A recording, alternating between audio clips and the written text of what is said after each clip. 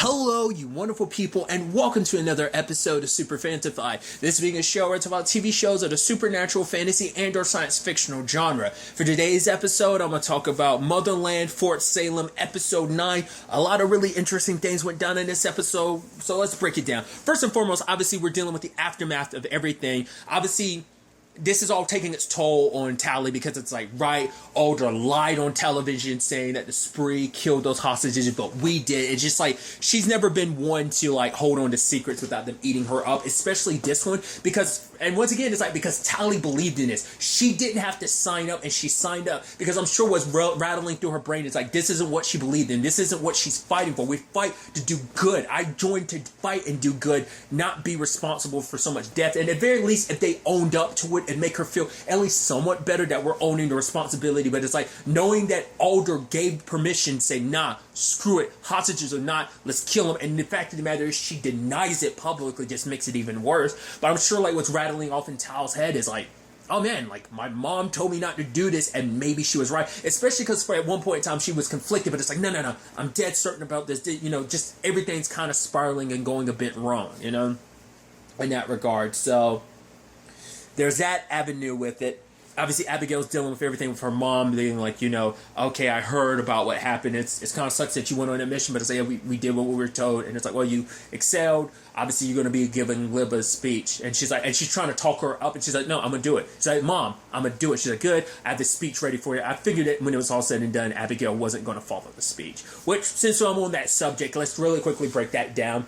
I thought it was a really good speech that she gave because she was honest. It's like, the truth is, like, me and Libba, like, I hated her most in the world. There was always this back and forth, a swipe hating a bellwether hating a swipe, like, it was going on. And she's like, for what reason? The fact of the matter is, me and Libba, like, hated each other for something that didn't even, like, connect, like, we weren't even a part of. Like, this is just some tradition of our families hating each other, and for what, you know? It's like I did terrible things to her. I called her names that shouldn't even spoken of to the dead, and she regrets it. And it's like, I was hoping she'd kind of lean in and be like, honestly, now I don't have the chance to make things right because she's gone. Like, we were on the verge of making things better, but I will never have that opportunity because she's gone. But also, it's like, this world is missing a good witch. You, Liba, were the stone that sharpened my blade, and I will forever be grateful for you. You know, kind of like saying, like, you know, maybe like, you know, the goddess kind of hold you, you know, watch over you type of thing. But it is kind of a shame. But that the beauty of it was in that moment, though. It did give clarity between Petra's mom, her mom, and Libba's mom. That is kind of like, right, let's kind of like bury the hatchet. They kind of not, because it's like, right, like our daughter, like your daughter was able to say something so beautiful about mine. It's like, we had all this beef before, like, but let's kind of throw that out the window to a certain extent. But another avenue with this whole situation is, circling back to the Tally thing, it's like, well, we need to tell somebody what's what. And so Tally suggests they tell Petra, but like Abigail's like, I know my mom, like, it's not going to go the way you are. Like, you don't know what kind of person my mom is, but Tally's like, we have to tell her. And they do, and about, you know, it's like, yeah, those hostages are actually alive. We killed them. But she's like, well, there's casualties in war. It's like, because I'm sure she's had to make those decisions as well. Like, she doesn't say that, so she comes off very, like, dismissive and so casual about it. But I think it is it's a sad reality to war. It's not an okay side of war. I'm not trying to justify it, but it is the sad reality of there are. Because the sad thing is that also makes it go, it's like, yeah, we defeated the spree, we stopped their munitions. That outweighs the human life that was lost. That's a sad thing. Like, that should never be discounted. Life shouldn't be weighed in that. Like, oh, we're saving the billions versus, like, the 10 that died or something like that. It should never be like that, but those are decisions that are made. Once again, I'm not trying to criticize anyone. That's just, like, how a lot of the world works. Real world and, you know, the world in this universe. So, because it's always, you know, that's a conversation, you know, kind of keeping in the nerdy realm. Let's, like, use Avengers, for example. Like, saving one, you know, it's like, we don't sacrifice the one. We keep fighting, you know. It's like, because obviously it's about, spoilers for Infinity War, protecting Vision so that Thanos doesn't get, you know, the Mind Stone from him. So, that whole conversation, that whole situation. So, I think that's quite a fascinating aspect of it all, you know. So, it's just, I'm sure there's plenty of people, it's like, sadly, like, you know, you do what's kind of necessary for the greater good, and that comes with sacrifices. But there's a part of you that's like, you wish there shouldn't be any. Like, it's a tug of war. I don't think things are black and white. I do believe in the shades of gray, and I can understand anyone's perspective when I can see someone being like, no, like, you do what's for the greater good, and I can understand someone being like, no sacrifices of innocent lives should ever be, so I can see the tug and pull of that. People agreeing with General Alder, I did it again, or disagreeing. Like, I can see both sides of it. Once again, just especially from Tally's perspective of it not being what she thought it was, because she thought it was like, no, we're going to do all good, that it's all going to be worth it, but not knowing like there's kind of a downside to the whole thing. Like, she was only looking at it from a very optimistic point of view, and she's young. The argument could be, you're young and naive, you haven't lived this long. Like, the argument could be maybe because Adler is older. I did it again. Older. Sarah is so old. She's been like, which is effed up to say. I mean, obviously, like, she's legitimately super old because she's like over 300 years old. So it's like, of course, you can make the argument she's not the best person to have that, because she has a very like limited perspective from the fact that she's seen so much. But maybe you can make the argument because she's had to live so long, like, she doesn't have, her eyes aren't as wide open as they should be, because she's always kind of handled things a certain way, and maybe her view has just kind of been narrowed over the years rather than expanded, type of thing. You can even make the argument, living that long, you become a little jaded and might not have the same youthful, maybe what was considered naive at one point in time, perspective on things. Because I think probably when she started all of this, she was naive, hoping to do good, helping humans, making us get signed into Salem Accords to do what's best for her people. But now she kind of skirts that line a little bit. It's a whole thing.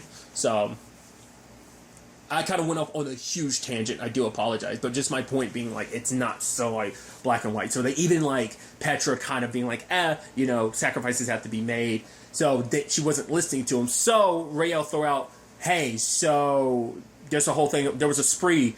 Scylla, they got her locked up. That's how they knew about the armory and stuff like that. So Petra, the moment Petra heard that news, I was like, now you're getting what you wanted.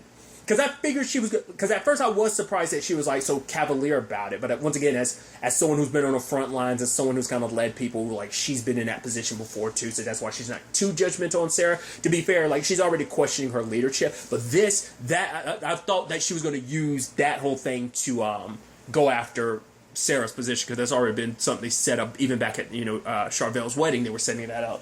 But instead, she used the information Rael dropped about, Scylla. Now that was going to be the nail in Sarah's coffin.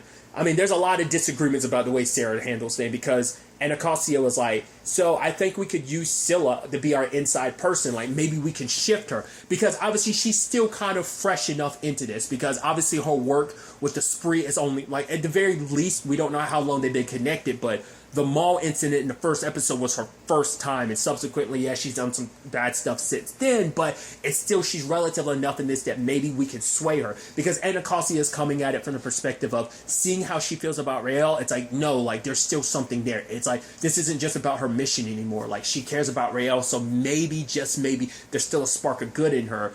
But, once again, the jadedness, this actually feeds into the point I was making about Sarah being jaded just over the years, because she's like, yeah, my experience makes it so that I'm like, no, they can't change. You can't trust the spree. My experience, like, battling with them over the centuries, like, nah, there's no... Well, once again, I don't know. They still haven't explained, like, how long the spree have been doing their things in a more, like, past couple decades. Has it been, like, hundreds of years? But, like, I think just probably, like, not, whether it's about the spree or just whether it's people like the spree, she has a certain perspective on it that she's not shifting.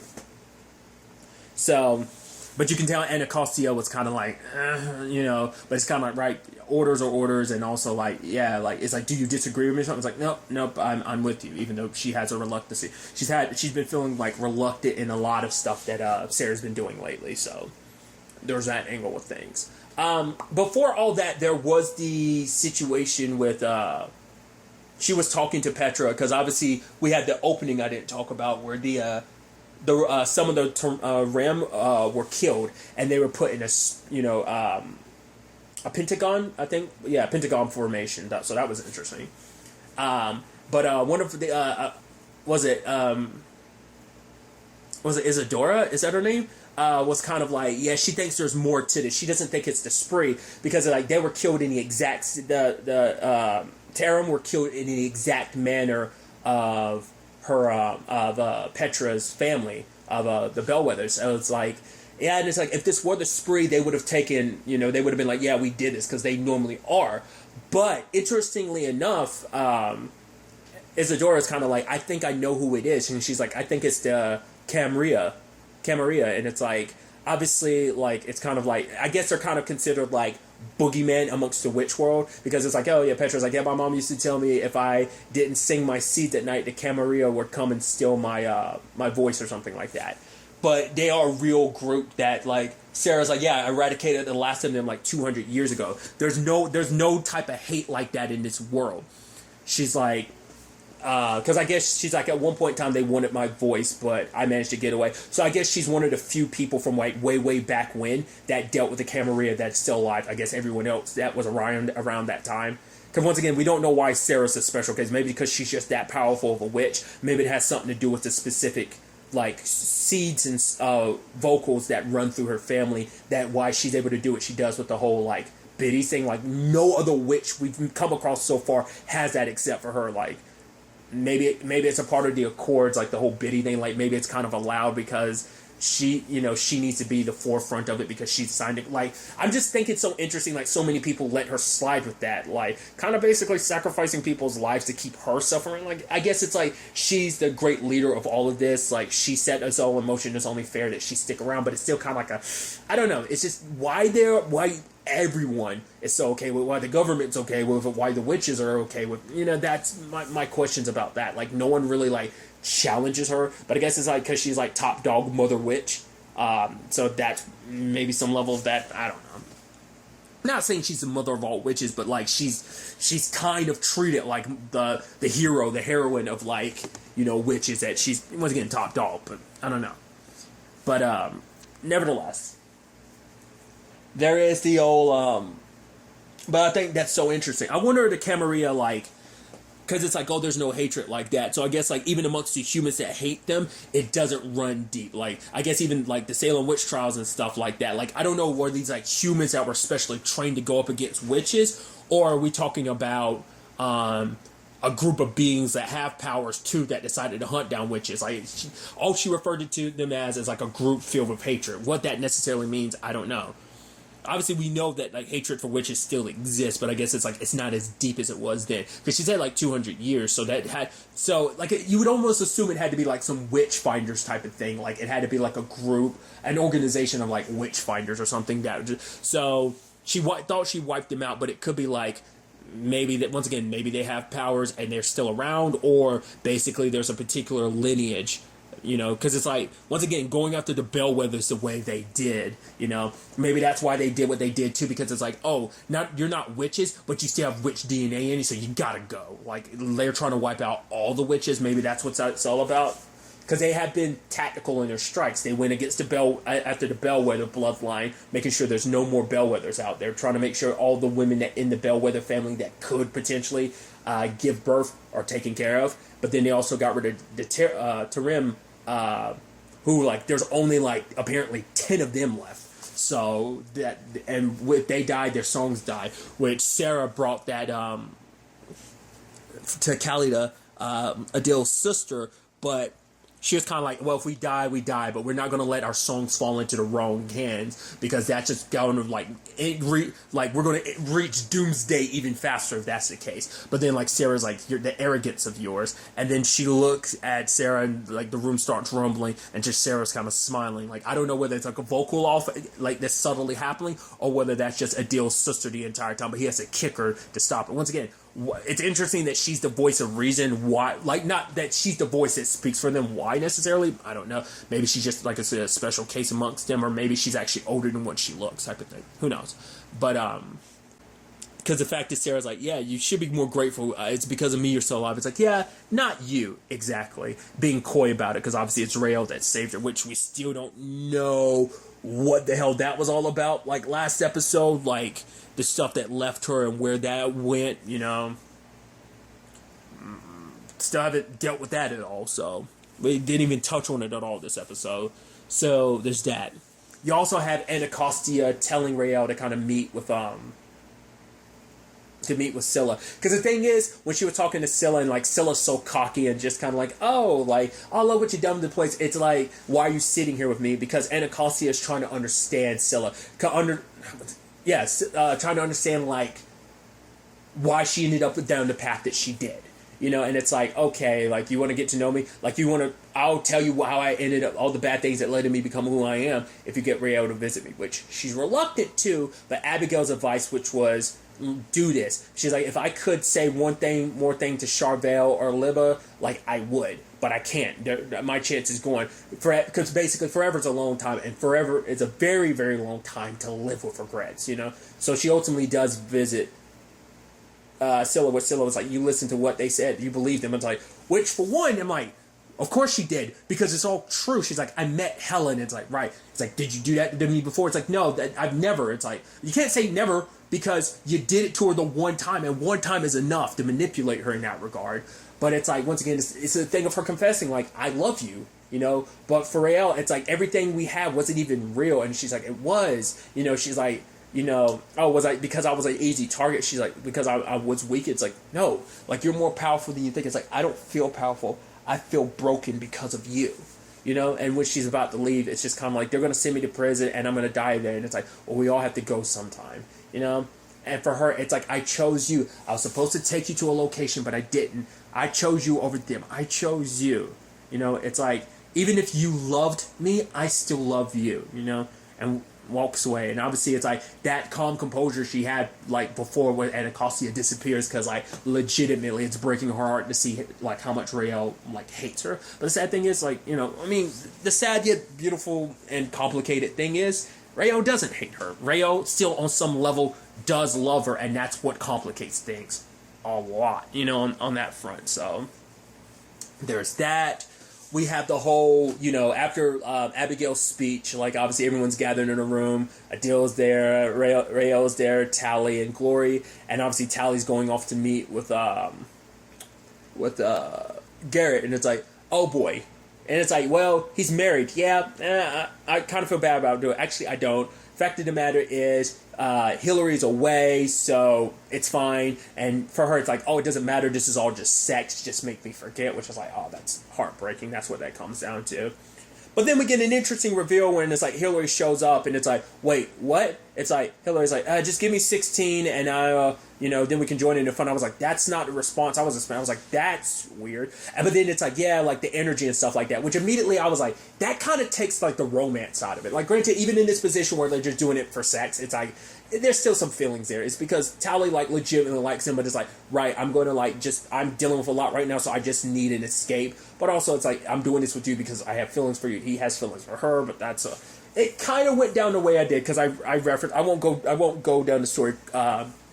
I made a reference to Trails of Cold Steel. If you've ever played the first game, I was wondering if their story was going to end up a little bit like Machias's cousin's story. If you've played the game, and the slim chance you're listening to this and you've ever played Cold Steel and you know what I'm talking about, I thought I made reference to like Machias's cousin's storyline, and I was wondering if Tally's story was going to be like that.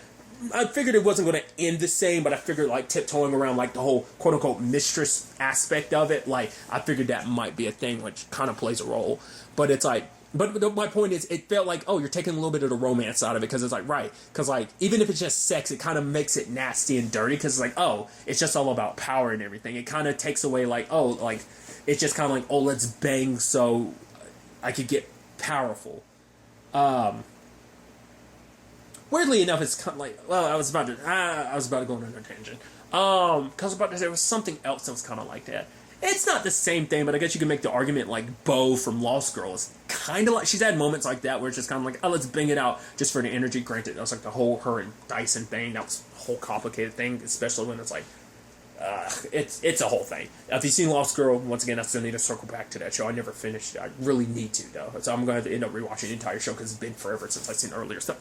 Tension and all that aside, though, like, but then like Tally figures it out. It's like, wait, you knew she was gonna be back? He was like, yeah, it was her idea. And it's like, okay, because she thought this would be fun and stuff like that. And Tally's like, wait, what? I was like, wow, I didn't know that. It's like, yeah, because for him it is a thing of like, she is my wife, you know, and it's like, well, are they actually married or are they just engaged? Maybe, well, he said wife, so it's like, yeah, they actually are married. I was like, oh, I thought you were just straight up engaged. I guess maybe at the wedding they did get married at that time, or maybe at the very least in between then and there, like they got married and I just never realized it. Regardless, but he was like, yeah, I thought you would think it was fun or whatever. And she's like, you don't even know me at all. I'm not here to like, I'm with you because like I actually dig you. Like you don't see me just like hooking up with some other random dude just to forget. Like I'm with you because there's a connection between us. But I thought you knew me. Apparently you don't know me at all, and kind of bounces. Understandable. So there's that. Oh boy, there's so much. We've also got the confrontation between President Wade and Sarah, where basically she kind of lays it out. She's kind of pissed at Sarah because it's like, right, all that you've been doing, like you want to go and help the Tarim. It's like, yeah, but I can't. It could lead to a national incident. It could lead to like bad blood, you know, set off some fireworks between like Russia and China. It could turn to an international incident. So I'm like, I can't do that. Understandable to certain. I mean, that's a complicated thing of world politics. You got to like play the game very carefully because the wrong moves could like set off like cause issues with international relationships, because that all has to be in balance. That's a whole avenue within itself. But she's also pissed because it's like, right, the whole thing with the hostages, and now you're telling me that, wait, there was a spree amongst you. I know you got her locked up. That's how you got the information. It's like, you've been keeping me in the dark, you know, which is so interesting because she was like all about like, oh, you call me Kelly, we're supposed to be friends, yada yada. But it was still like the president still flexed on like, yo, you report to me. Like she made that clear the last time her and Sarah were in the scene together. But now she's flexing again by being like, you know. Because Sarah's like, the fact of the matter is, you're not the first president I've served. I've served 45 presidents. She's like, oh yeah, no one other than deserves a vacation more than you. And because for her, it's like, it's going to be a shift in power. And I'm like, and Petra's getting what she's wanted because now she's going to be the one to take in charge and everything. So it kind of works out in that front. But also part of me was like, as Sarah's kind of walking away and it kind of gets stormy outside, I was like, the last thing you want to do is like piss off like one of the most powerful witches around, especially like because she's kind of, it's like for her, it's like I've been helping my people, but I've also been doing you guys an obligation for the past 300 years, and you want to throw me out like the trash? Like I've had to make tough calls as president. I've had to make some too, including this. I'm like, that I'm like, yeah, but also it's like, would you really want to piss off a witch? Like. You do realize you're a human. You don't really have a lot of say-so in that, especially the way Sarah kind of goes about it. Well, we'll wait. I'll circle to that soon enough. But so obviously there's a whole situation with Abigail and her mom. Her mom's like, oh yeah, there's gonna be some things changing soon. Power structure. We're gonna be in a better place. Don't do anything. Bellwether family name. Don't screw it over. And like, yeah, I know. What's different from any other day, Mom? So. But when the announcement comes, your girl Sarah goes wild and basically puppeteers the president. And the moment she starts talking, Anna Cosia kind of tilts her head almost like, wait, what? Because I think those exact words is something she, probably the exact wording and the phrasing is like, that's something Sarah would say. She knew something was up immediately, and she went and found Sarah puppeteering her. So now it's like, yeah, like giving herself, you know, through the president, all the like benefits of like a full authority, no questions asked type of thing, which is like, that's not good, because at the very least, the whole point of governments, at least a democracy and stuff like that, is there's supposed to be checks and balances. Yeah, there's give and take with it. There's good, there's bad. The good thing is it keeps, like, yeah, there's kind of red tape sometimes, but the good thing is because of that, like, no power, like, it's supposed to be like a perfect triangle. Like, that's how the government works. It's supposed to be a perfect triangle of someone always being able to keep another form of the government in check. It's supposed to be kind of like a, you know, equilibrium all across the board. So, is it always that way? You know, that's a whole conversation within itself. But now it's like for Anacostia, like, to see that, like, you know, I think she actually had a tear in her eye, because it's like, right, the person that she's known since she was a kid, who she had looked up to, admire, was kind of her mentor and everything. It's like, right, that person's changing in front of my eyes, going this far. It doesn't make any sense. And so ultimately she's talking to Rael, and it's like, right, maybe I messed up. We told Petra. It's like, wait, what? And now it's like, now Anacostia is like, I know what this is all about. She meets all three of them. Is like, okay, So she was puppeteering the president. It's like, okay. She's like, Sarah's made some tough calls before. I've never seen her this bad before. You guys telling Petra, who most likely told the president, probably backed her into a corner and forced her to do this. So if she finds out that you three are responsible for like jeopardizing her position, because in her mind it's like, no, jeopardizing my position is putting us all in danger because I'm the one that's leading this charge against the spree. I'm the one who's kind of fought so hard for all witches, and you do this to me. Like, you guys can all be in danger. Because like, and Acacia is seeing a side of Sarah she's never seen before. Like, she's seen it to a certain extent, but it's like not like this, because it's like, right, she's power trippy right now, and they are ones who can jeopardize. Not only jeopardize, they did jeopardize her power and everything. So, kind of that's where we leave off in the episode. But it's like, that is kind of scary. Like, if this kind of get trailed back to them. Especially if she finds out it was Petra that did it. This dissension amongst the ranks. Ooh, she's going to be pissed. So, hopefully, it doesn't come. But obviously, it's like only certain amount of people know about her being there. So, it would eventually go to Anacostia. And it's like, wait, Rael knows about it. Which is also interesting because, remember, she helped Adil's sister, so it's like that whole thing is probably going to play a role in that too if that information gets out there. So obviously Adil's kind of upset with Abigail right now too, because she was like, yo, wait on like asking Sarah for help, but it's like the longer I wait, the more my people are in danger. But you know, she's like, there's going to be a shift in things, trust me. And he's like, I do trust you, but now he's kind of upset with her. But I'm like, to be fair, you probably still should hold off on, because like it's the thing of like, you're damned if you do, damned if you don't. Because it's like, if you help Sarah, you're going to be saving your people. If you go to Sarah for help and kind of give her acknowledgement, which she's going to do it anyway now, she will save your people. But the thing is, she's going to want something in return. She's going to get your songs, and you're probably thinking, it's fine in the end. But you might be, once again, setting that doomsday clock closer to boom. You know, but we'll ultimately have to wait and see. The next episode is the season finale, so I'm excited to see how the season ends up wrapping up. But really, that's all I want to talk about. Till the next time we meet, be happy, be safe, live life to the fullest, and enjoy it. Good day, and goodbye.